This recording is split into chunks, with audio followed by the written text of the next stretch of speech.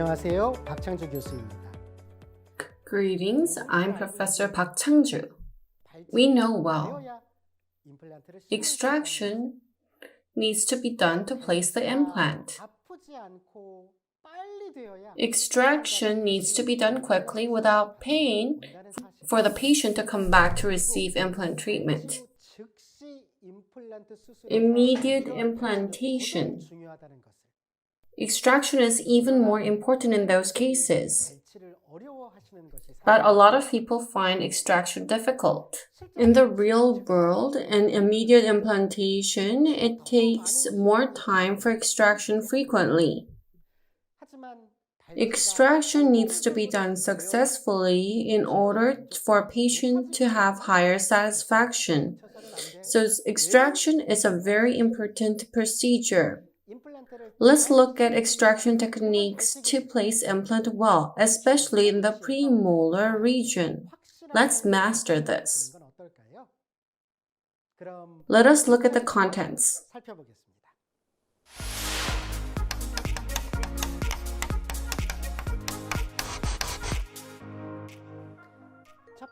First, immediate implant placement. I'm going to talk about immediate implant placement. Second, atraumatic extraction of premolars. I'm going to focus on premolars. Third, peritone. This is a procedure I want to focus on, and then I'm going to summarize.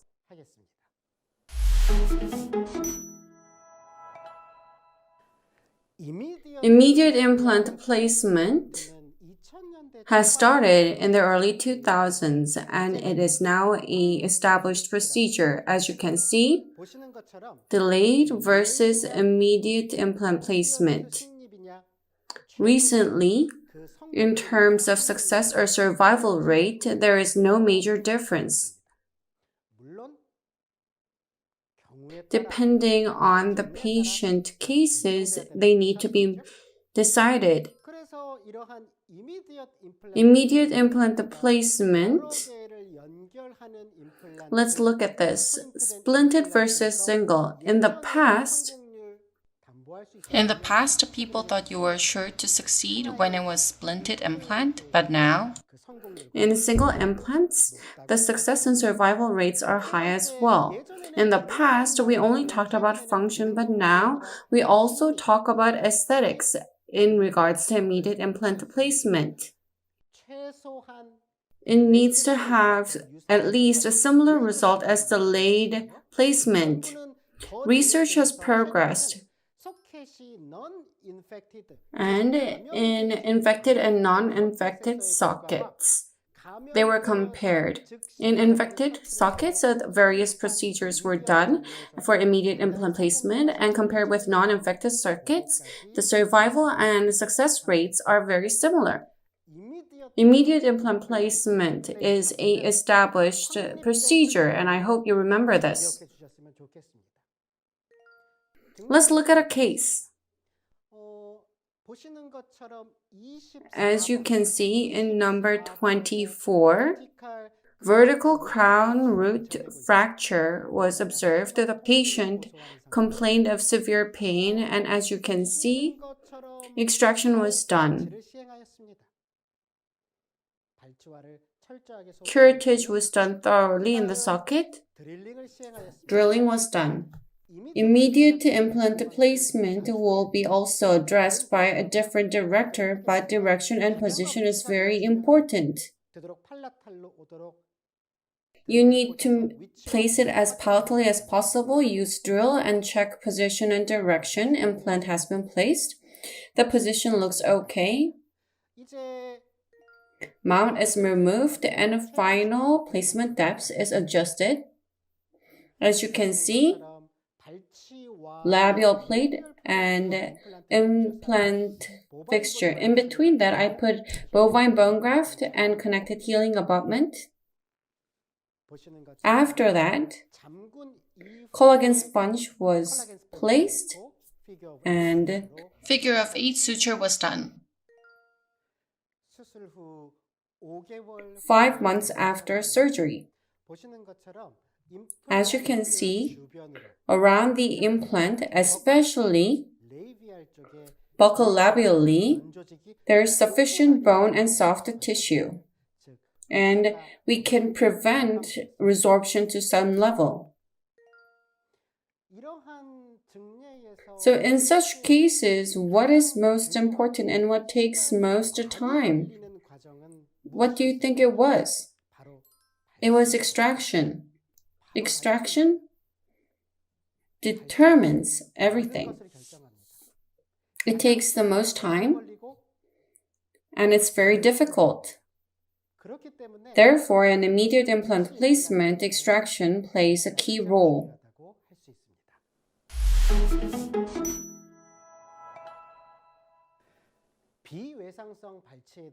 Before I talk about atraumatic extraction, I like to talk about the existing method. Let's take a look. Tooth extraction was done by tooth elevator or forceps. You shake it and pull it out. If you shake or pull it out, it'll lead to, as written, it can cause fracture or deformation of the dental-alveolar housing. Particularly in the upper area region, the aesthetic region, the thin labial plate, if you do it the conventional method, it'll disappear due to damage. If you do it like this, you can extract very quickly. You just put it in, especially in the palatal region. If you just use elevator and shove it a couple of times, the plate will fracture and the tooth would come out. However, atraumatic extraction. This is minimally invasive extraction. I would like to emphasize that it should be minimally invasive.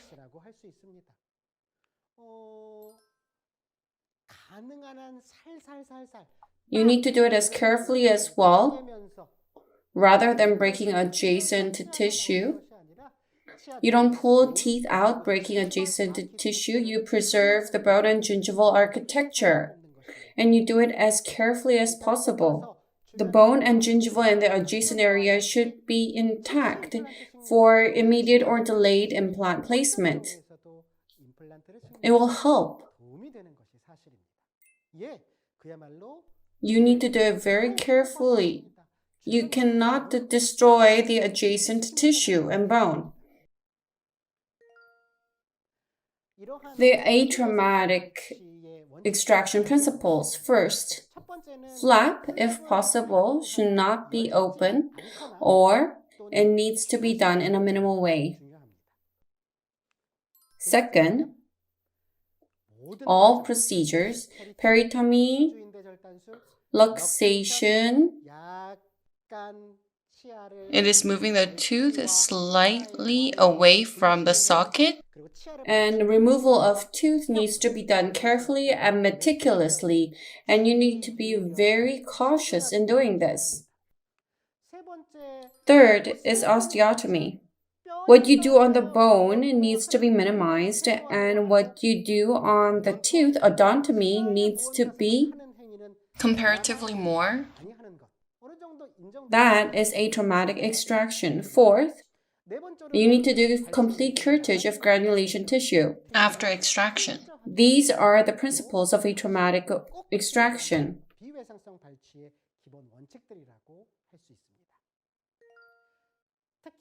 I would like to especially focus on extraction of premolars.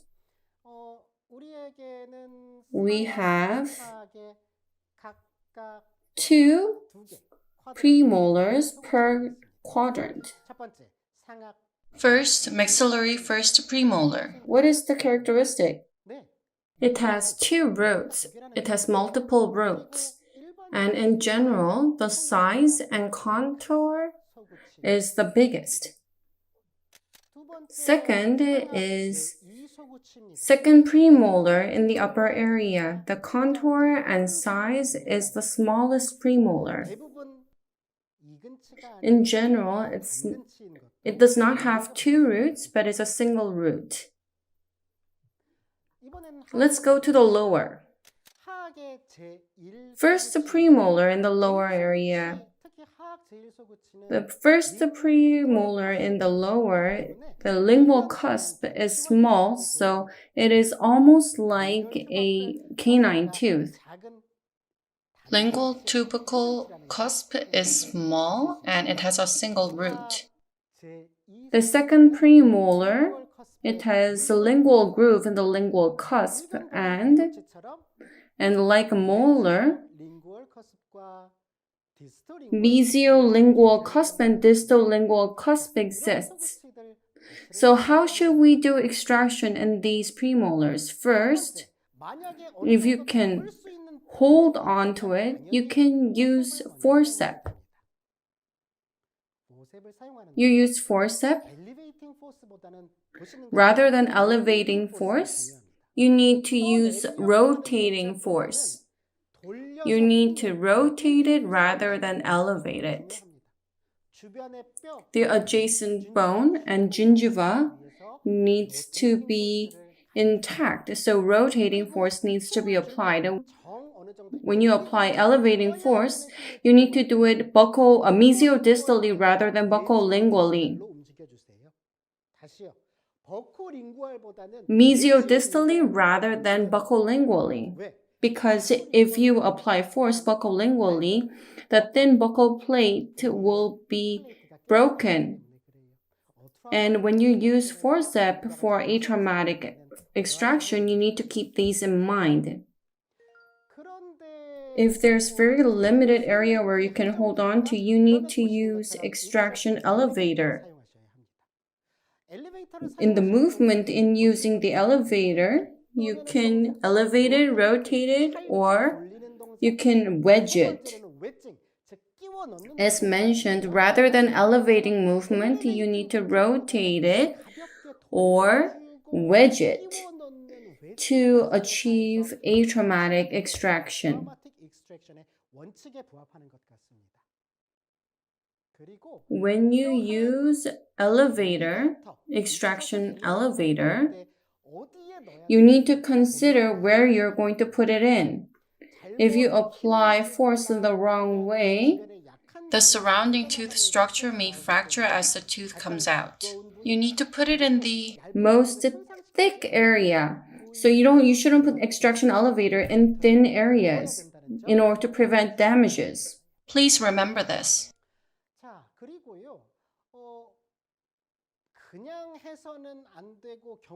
Tooth sectioning at times can be recommended. In the case of multiple roots, you do tooth sectioning and make it into a single root or two roots. For lower molar, tooth has two roots, so tooth sectioning in the middle is done.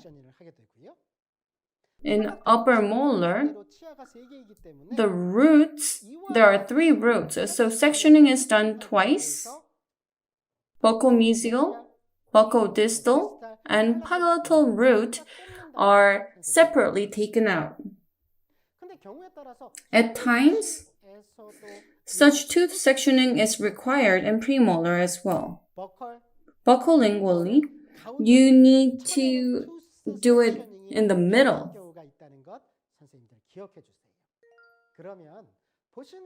As you can see, maxillary first premolar, maxillary second premolar, mandibular first premolar, mandibular second premolar. Which tooth requires tooth sectioning? That is right. The maxillary first premolar, which has multiple roots, to a certain level, you need to do tooth sectioning buccal and lingually.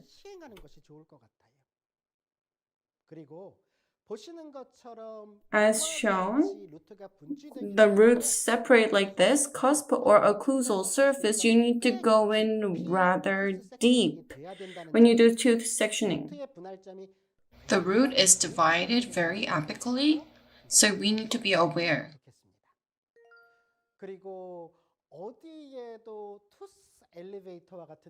To the elevator, if you cannot use it, if there's no space to put it in, you can do minimal osteotomy to insert the extraction elevator. You can put instruments by using minimal osteotomy. However, if you do osteotomy and put in multiple instruments, you always need to put your other hand to the other side, and whenever you apply force, you need to put your hand on the other side, and whenever you apply force, understand where the force is applied and be sensitive to the tactile changes of the surrounding structure.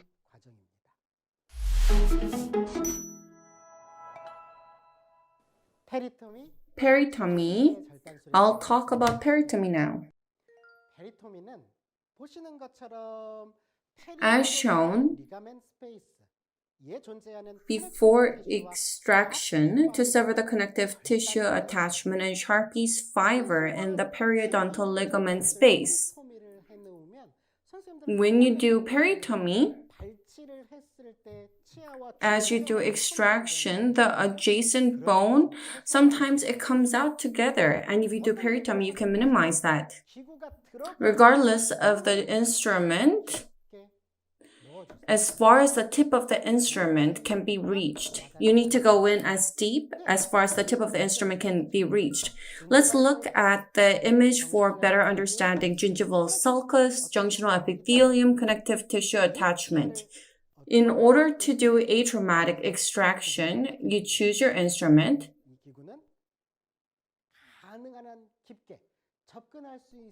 and you put it in as deep as possible to sever the connective tissue attachment. And this is called peritomy. As shown, periotome is most frequently used. If you don't have periotome, or if you don't want to use it, you can also use explorer. How you use explorer? If there's a tooth to be extracted, around it, put the tip of the explorer as deep as possible to sever connective tissue attachment. According to recent literature, you can do peritomy using ultrasonic scalar tip. Also, some people use piezo tip. Others use laser tips. Everything is good. So you need to put the instrument as far as possible and do peritomy in order to do atraumatic extraction. That is the most basic.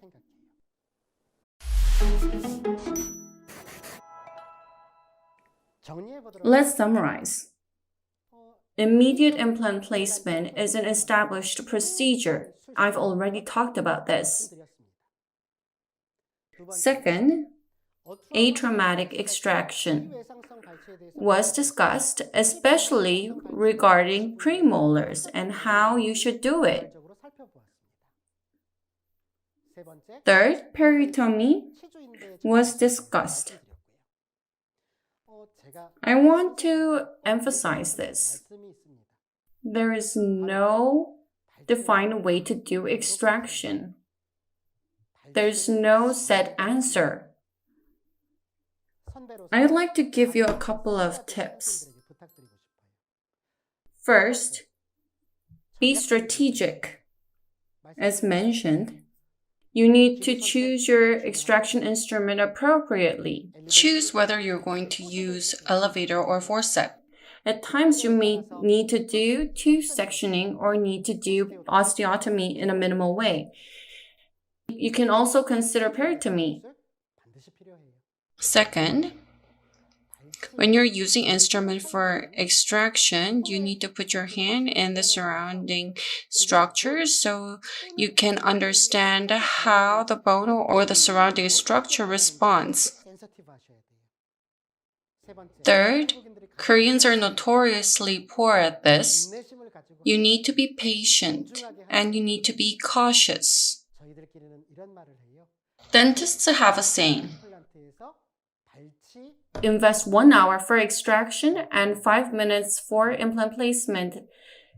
Extraction needs to be done very carefully and cautiously, and it's a testament to that. I talked about premolar extraction for good implant placement. I hope I've satisfied a lot of your questions. As you've watched my lecture or after that, if you have any questions, please leave your questions on the Dental homepage. I'll reply them in the best way. Please note that more learning experiences are available in offline master courses. That's it for today. Thank you for watching.